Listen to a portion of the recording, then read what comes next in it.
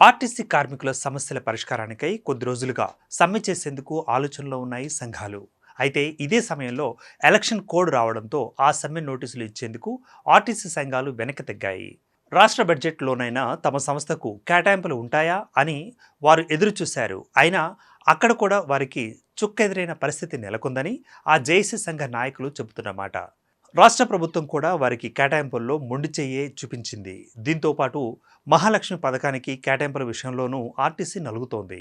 అయితే ఆర్టీసీ కార్మిక సంఘాల జేఏసీ కూడా ఇప్పటికే తమ అభ్యర్థనను ఆ శాఖ అధికారులకు ప్రభుత్వానికి కూడా తెలియజేసింది. టోటల్ అమౌంట్లో కనీసం 3% తమకు కేటాయింపు చేయాలని జేఏసీ కోరింది.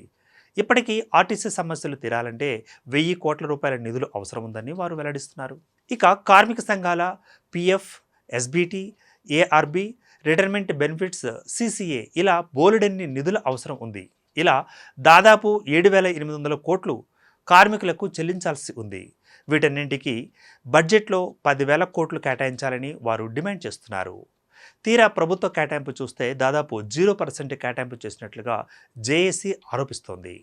గడిచిన 38 ఏళ్ల నుండి ఏ ప్రభుత్వాలు ఇలా 0% నిధులు కేటాయించలేదని వారు అంటున్నారు. కేవలం రీంబర్స్మెంట్స్ ఇచ్చేది మహిళా పథకం మాత్రమే. అయితే ఈ పథకానికి మాత్రమే దాదాపు 4,305 కోట్లు కేటాయింపు చేసి చేతులు దులుపుకున్నట్లుగా వారు తీవ్రంగా ధ్వజమెత్తుతున్నారు. ఈ మహిళా పథకం క్రింద నెలకు 400 కోట్లను రాష్ట్ర ప్రభుత్వం ఆర్టీసీకి చెల్లిస్తోంది. అయితే ఇందులో 350 కోట్లు మాత్రమే ప్రతి నెల ఇస్తామని పథకం ప్రారంభంలోనే ప్రభుత్వం చెప్పిన మాట. ఇన్ని కోట్లు ఇస్తామని చెప్పినా ఇప్పటికీ రాష్ట్ర ప్రభుత్వం అడపాదడపా చెల్లిస్తూ దాని విషయంలో కూడా ఆర్టీసీకి బకాయిలు పడుతోంది. ఇక తాజాగా బడ్జెట్లో కూడా బకాయి ఎప్పుడు చెల్లిస్తుంది అనే విషయమై ఏమీ చెప్పలేదని వారు వెల్లడిస్తున్నారు. దీంతోపాటు కార్మిక సంక్షేమం, కొత్త బస్సుల కొనుగోలు గురించి కూడా కేటాయింపులో ఎలాంటి ప్రస్తావన లేదని వాపోతున్నారు.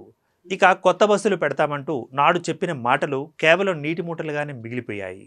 ఉన్న ఫలంగా చూసినా కూడా 60 నుంచి 70 అదనపు బస్సులు లేదా కొత్త బస్సులు రోడ్డెక్కాల్సిన పరిస్థితి ఉంది. మరోవైపు మహిళా పథకం ప్రకటించాక మగ ప్రయాణికులకు సైతం బస్సులలో సీట్లు దొరకని పరిస్థితి ఏర్పడిందని జేఏసీ నాయకులు అంటున్నమాట. ఇక ప్రజా రవాణా వ్యవస్థను సాఫీగా నడిచేలా ప్రభుత్వమే చర్యలు తీసుకోవాలి.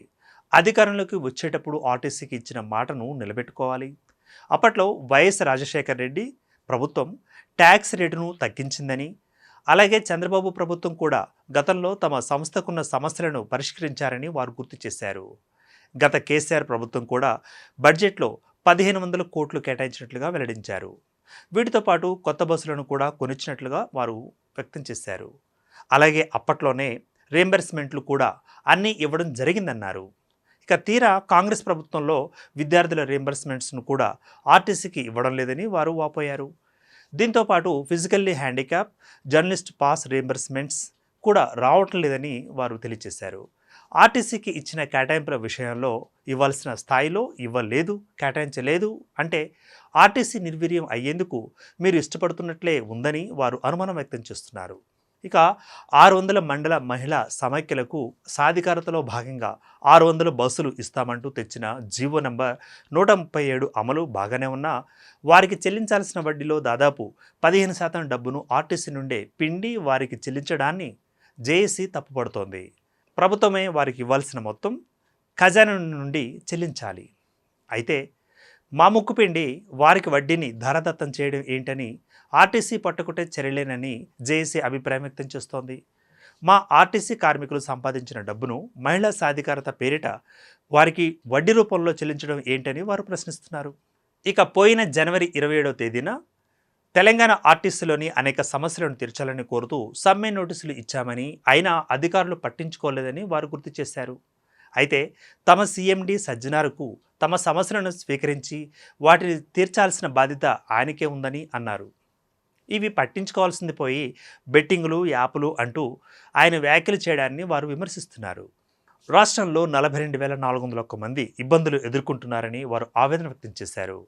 20కి పైగా డిమాండ్లను సమ్మె నోటీసులో ఇచ్చినట్లు వారు పేర్కొన్నారు. ఇందులో ప్రభుత్వ పాలసీకి సంబంధించినవి కొన్ని ఉండగా మరికొన్ని ఆర్టీసీ యాజమాన్యం పరిధిలోకి వచ్చేవి అని వారు పేర్కొన్నారు. ఇక ఆర్టీసీ కార్మికుల సమ్మె నివారణ చర్యలకై ఎండీ సజ్జనార్ చిత్తశుద్ధి, చొరవ చూపించాలని జేఏసీ నాయకులు కోరుతున్నారు. ఆర్టీసీ కార్మికుల సమస్యలను డిమాండ్లను పరిష్కరించుకుంటే తాము సమ్మెబాట పట్టాల్సి ఉంటుందంటూ వారు హెచ్చరికలు జారీ చేస్తున్నారు. రవాణా శాఖ మంత్రి గారు కార్మికుల మాట వింటారా లేక ఆర్టీసీ యాజమాన్యం మాటలు వింటారో తేల్చుకోవాల్సి ఉందని ఆర్టీసీ కార్మిక సంఘాల జేఏసీ అల్టిమేటం జారీ చేసింది.